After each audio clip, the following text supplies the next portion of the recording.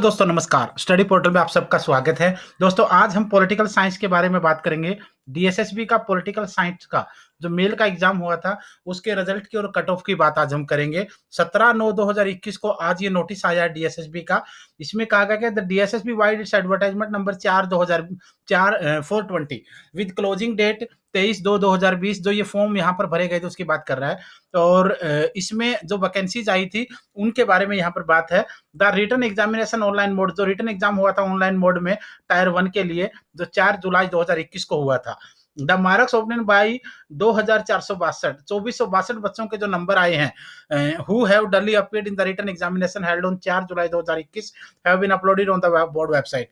Board website के ऊपर upload कर दिए गए हैं। Candidate can view their marks, candidate जो अपने नंबर देख सकते हैं। और ओआरएस मॉड्यूल के ऊपर जो आपका ये वेबसाइट है www.dssbonline.nic.in के ऊपर।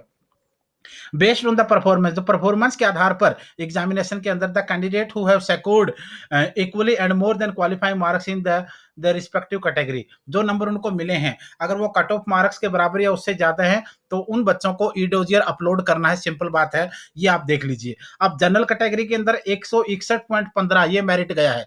ओबीसी वालों का जो मेरिट कट ऑफ गया है वो 146.71 है।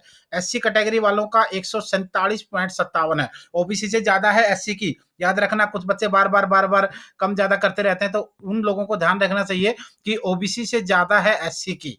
एसटी का जो है वो 123.14 है और ईडब्ल्यूएस वालों का 153.04 है और पीडब्ल्यू जो फिजिकल हैंडीकैप्ड हैं उनका 148.23 है। ये मेरिट है। जनरल का सबसे ज्यादा है 161.15, उसके बाद ईडब्ल्यूएस का 153.04, एससी का 147 है, ओबीसी का 146 पॉइंट कुछ है, एसटी का 123 है पॉइंट कुछ है और बाकी को आप लोग देख सकते हो। ये कहता है कि in accordance with instruction containing in the advertisement under the subhead mode of selection, the candidate have roll number itna in your category has not been shortlisted for uploading e-dossier as he is younger in age to candidate with the same score। तो ये भी देख लेना आपको। The shortlist candidate for the above mention post code are hereby inform to fill the e dossier and upload all the document of educational. सारे के सारे document आपको अपलोड करने हैं डोजियर में। एजुकेशनल डॉक्यूमेंट आपके होंगे, प्रोफेशनल होंगे आपके, एक्सपीरियंस आपका होगा, कैटेगरी आपकी होगी, डिग्री वगैरह आपकी होगी और कास्ट सर्टिफिकेट आपके होंगे, प्रूफ ऑफ गवर्नमेंट सर्वेंट अगर आपका है, एक्स सर्विस मैन का है, एडमिट कार्ड वगैरह है, ये सबको आपको अपलोड करना है। उसके बाद as applicable in the e dossier module on ORS link in their individual account on in OARS module, short listing is being made on the basis of marks obtained in tier 1 examination objective MCQ for 300 number. बच्चे बार बार देखो भाई, YouTube के ऊपर कोई भी आ जाता है, उसका सिलेक्शन कभी हुआ हो ना हुआ हो, उसने कोई पेपर भी चाहे पास ना किया हो, तो भी यूट्यूब किसी को मना नहीं करता पढ़ाने से। अब देखा होगा कितने सारे बच्चे चिल्ला रहे थे जनरल पेपर को कोई पूछेगा नहीं, सब्जेक्ट ही सब मेरिट में आएगा, ये होगा वो होगा। क्योंकि इसकी वजह यही है कि यूट्यूब पर आने के लिए कोई क्वालिफिकेशन नहीं चाहिए। अपना चैनल बनाया और जी लगा के बकवास करते रहो, लेकिन उसके चक्कर में कितने बच्चों का करियर खराब हो जाता है, ये चीज आप लोगों ने ध्यान से देखा है। तो इसलिए हर किसी आरे गारे को इस चीज के ऊपर आप मत विश्वास कीजिए, ओरिजिनल चीजों पर विश्वास कीजिए, तभी जाकर के आगे जाकर के करियर में कुछ मिलेगा। Kindly note that the e dossier link will be activated on to only those candidate who are provisionally shortlisted. जो कैंडिडेट जो ई-डोजियर का लिंक है उन्हीं बच्चों के लिए एक्टिवेट होगा जो बच्चे पास हुए हैं। ये भी आपको याद रखना है, जो शॉर्टलिस्ट में हैं।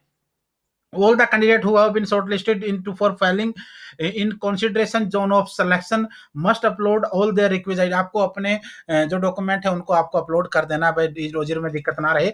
और ई डोजियर लिंक जो वो 18/9/2021 से 2/10/2021 तक, 18 सितंबर से 2 अक्टूबर तक ई डोजियर लिंक आपका रहेगा, इसी में आपको करना है। और क्लोजिंग डेट ऑफ एप्लीकेशन जो इसकी थी वो तो उसको तो छोड़ दीजिए आप लोग। The above shortlist candidate shell also be separately inform, इनको इन्फॉर्म कर दिया जाएगा मैसेज और मेल के द्वारा भी अलग से, उसमें भी कोई दिक्कत नहीं है।